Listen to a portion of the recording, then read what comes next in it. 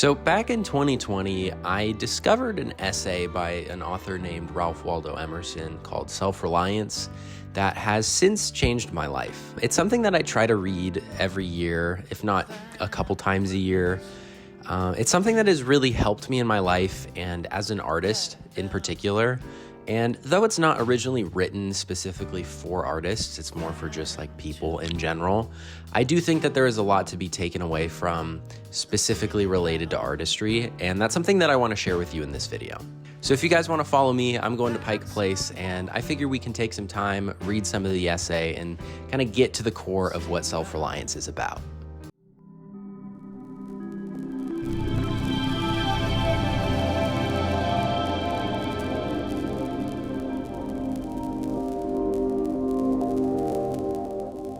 There's a time in every man's education when he arrives at the conviction that envy is ignorance, that imitation is suicide, that he must take himself for better for worse as his portion, that though the wide universe is full of good, no kernel of nourishing corn can come to him but through his toil bestowed on that plot of ground which is given to him to till. The power which resides in him is new in nature, and none but he knows what that is which he can do, nor does he know until he has tried. Not for nothing one face, one character, one fact makes such impression on him, and another none. This sculpture in the memory is not without pre-established harmony. The eye was placed where one ray should fall, that it might testify of that particular ray. We but half express ourselves, and are ashamed of that divine idea which each of us represents. God will not have his work made manifest by cowards. A man is relieved and gay when he has put his heart into his work and done his best. But what he has said or done otherwise shall give him no peace. It is a deliverance which does not deliver. In the attempt his genius deserts him, no muse befriends, no invention, no hope. Trust thyself, every heart vibrates that iron string. Accept the place that the divine providence has found for you, the society of the contemporaries, the connection of events.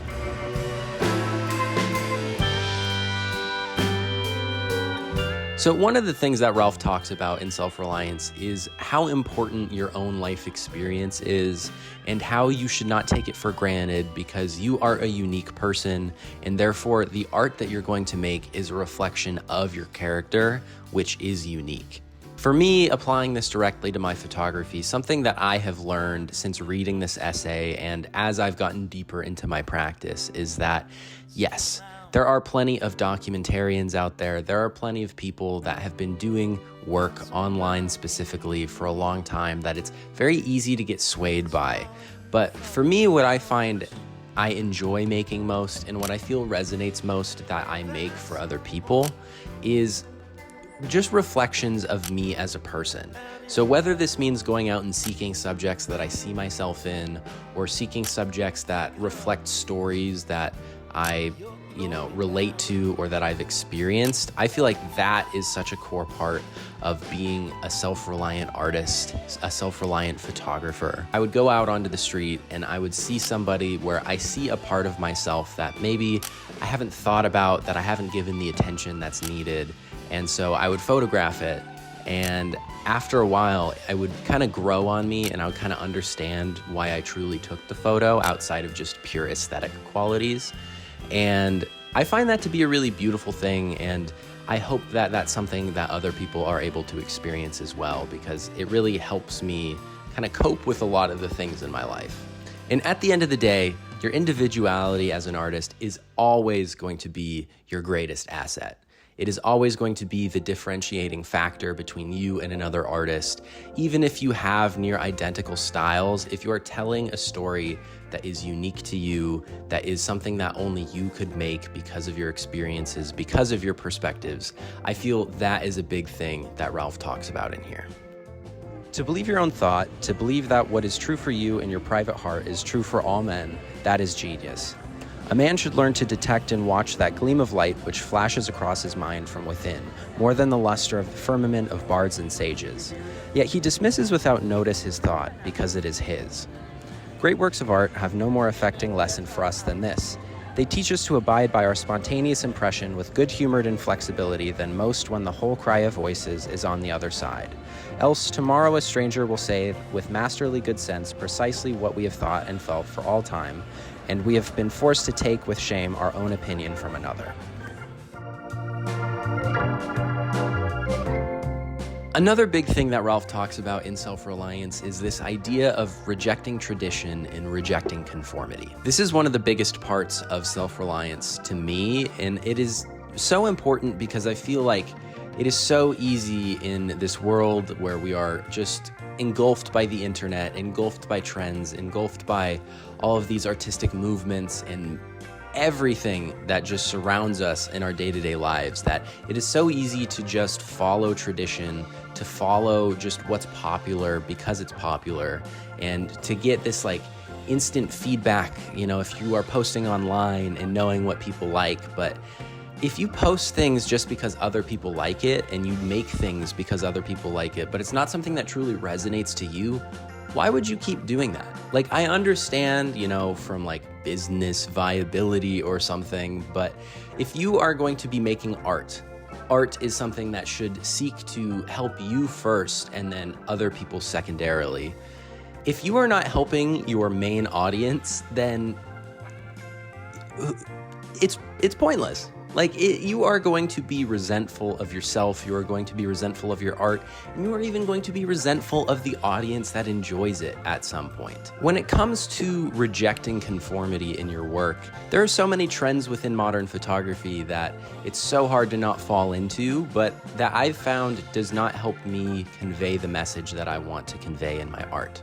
Like, for example, back in 2016, the high contrast, high saturation HDR landscapes, they were cool. I did it for a little bit, but I found that did not help me tell a story that mattered to me. And so I continued down this path of trying new things, exploring new genres, new subgenres, new styles. And, maybe you're not going to get it the first time, the second time, the eighth time. But in rejecting these things that you find don't serve you, that leads you closer to where you need to be as an artist, where you need to be stylistically. And just by embracing this idea of, I need to find what works for me, this tradition does not work for me, you can continue on this path of self-discovery and belief in yourself and your vision as it becomes more defined. At the end of the day, these traditions, these conventions, they exist because it works for the greatest mass of people. But you as an artist, as a unique person, you need to see if this truly works for you, if these conventions that exist in the world are truly aiding you or if they are hindering you. And that is something that only you can discover. For me, when I was making my first photo book, Sanctuary, it was during a time when I was working at a burger joint. I was in my small town where I didn't really like anybody. People didn't really like me. People thought I was weird because I would walk around my small town taking photos all the time. But I remember I would get off of work, I would have my camera and my tripod in my trunk, and I would just walk around right after work taking photos of the town, and it ended up being my project, Sanctuary. And I remember that there were people that didn't understand. Even my own parents didn't fully understand my goals of what I was doing. But I knew that when I would go out and I would take photos, that there was something there that was both nourishing me and that I thought could be interesting to other people. Whoso would be a man must be a nonconformist. Nothing is at least sacred but the integrity of your own mind. What have I to do with the sacredness of traditions if I live wholly within them? No law can be sacred to me but that of my nature. I am ashamed to think how easily we capitulate to badges and names, to large societies and dead institutions. Every decent and well-spoken individual affects and sways me more than is right.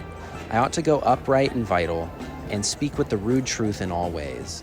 I do not wish to expiate, but to live. My life is for itself and not for a spectacle.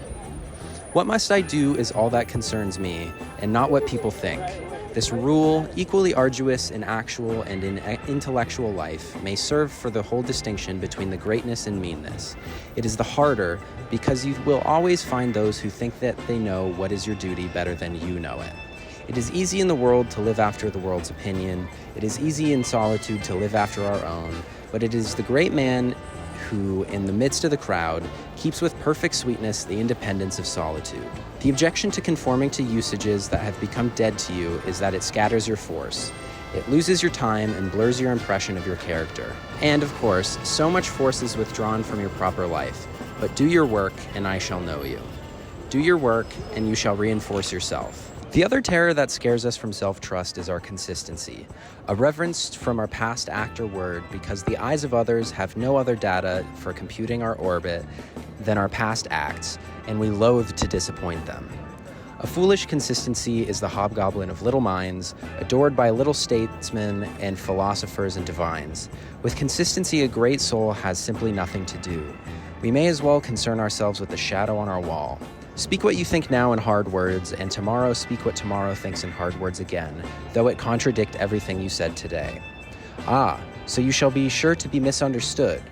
Is that so bad, to be misunderstood? Pythagoras was misunderstood, and Socrates, and Jesus, and Luther, and Copernicus, and Galileo, and Newton, and every pure and wise spirit that ever took flesh. To be great is to be misunderstood. Your genuine action will explain itself, and will explain your other genuine actions. Greatness appeals to the future, and the force of your character is cumulative. Every man discriminates between the voluntary acts of his mind and his involuntary perceptions, and knows that to his involuntary perceptions a perfect faith is due. Whenever a mind is simple and receives a divine wisdom, old things pass away. Means, teachers, texts, temples fall. It lives now and absorbs the past and future into the present hour. The centuries are conspirators against the sanity and authority of the soul. Time and space are but physiological colors which the eye makes, but the soul is light. Where it is day, where it was is night, and history is an impertinence and an injury if it be anything more than a cheerful apologue or parable of my being and becoming. Man is timid and apologetic. He is no longer upright. He dares not say, I think, I am, but quote some saint or sage. He is ashamed before the blade of grass or the blowing rose. These roses under my window make no reference to former roses or to better ones. They are for what they are. They exist with God today. There is no time to them. There is simply the rose, and it is perfect in every moment of its existence. Before a leaf bud is burst, its whole life acts. In the fullness of flower there is no more. In the leafless root there is no less.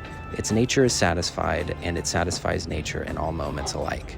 But man postpones or remembers. He does not live in the present, but with reverted eye laments the past, or heedless of the riches that surround him, stands on tiptoe to see the future. He cannot be happy and strong until he too lives with nature in the present, above time.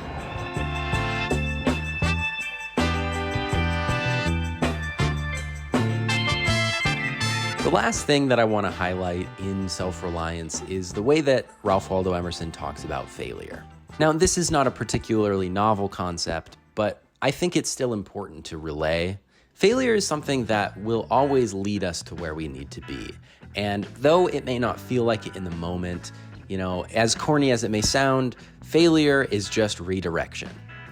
There have been so many times I've screwed up as a photographer, and I feel like in the moment it is so brutal, but the more that you take a step back from it, the more that you think about, what did I learn during this experience? What could I do better next time? It is always for your own good.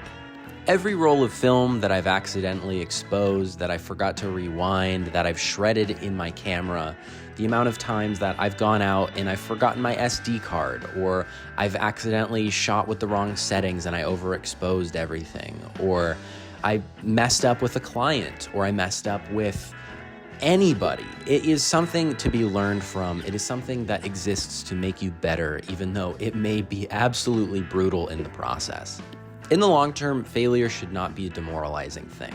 If anything, it should drive you, it should make you more passionate about what it is you're doing, and it should make you more excited about the next thing. Failure comes in a lot of different packages as well. There is failure in attempting to do something that you want and not succeeding. But then there's another type of failure too, where you try to do something that you think you want, you succeed, and then you realize that you didn't want it. And that is a very funny thing, and I feel like that is kind of at the core of all of this, where even if it's something that you think you want and you get there, you cross that finish line and you realize, whoa, this isn't what I thought it was, or this isn't what I actually needed, that is just more information to guide you down your path further. If our young men miscarry in their first enterprises, they lose all heart. If a young merchant fails, men say he is ruined. If the finest genius studies in one of our colleges and is not installed in an office within 1 year afterwards in the cities or suburbs of Boston or New York, it seems to his friends and to himself that he is right in being disheartened and in complaining to the rest of his life. A sturdy lad who from New Hampshire or Vermont, who in turn tries all professions, who teams it, forms it, peddles, keeps a school, preaches, edits a newspaper, goes to Congress, buys a township, and so forth in successive years, and always, like a cat, falls on his feet, is worth more than 100 of these city dolls. He walks abreast with his days and feels no shame in not, quote, studying a profession, for he does not postpone his life, but he lives already. He has not one chance, but 100 chances. It is easy to see that a greater self-reliance must work a revolution in all the offices and relations of men, in their religion, in their education, in their pursuits, their modes of living, their association, in their poverty, in their speculative views. Another sort of false prayers are regrets. Discontent is the want of self-reliance. It is infirmity of the will. The secret of fortune is joy in our hands. Insist on yourself, never imitate. Your own gift you present every moment with cumulative force of the whole life's cultivation, but of the adopted talent of another, you have only an extemporaneous half-possession. That which each can do best, none but his maker can teach him. No man yet knows what is nor can till that person has exhibited it. Where is the master who could have taught Shakespeare? Where is the master who could have instructed Franklin, or Washington, or Bacon, or Newton? Every great man is unique. Do that which is assigned to you, and you cannot hope much or dare too much. Abide in the simple and noble regions of thy life, obey thy heart, and thou shalt reproduce the foreworld again. So, self-reliance. What can we take away from all of this? I think the most important thing that we can pull out of this as artists is the simple line where he says, insist on yourself and never imitate. Our best currency is our self-reliance. It is our individualism. It is our uniqueness as people. And while following trends, following traditions, existing in the world not as ourselves may lead us to some form of short-term success, in the long term, it will breed resentment within you. It will make you less sound in yourself, and it will make your work less authentic. At the end of the day, whatever impact we have as artists is going to be limited to exactly the amount of ourselves that we allow to be within the art that we make. So you might as well make it unmistakably you. I hope this was helpful. I hope you enjoyed, and thanks for watching.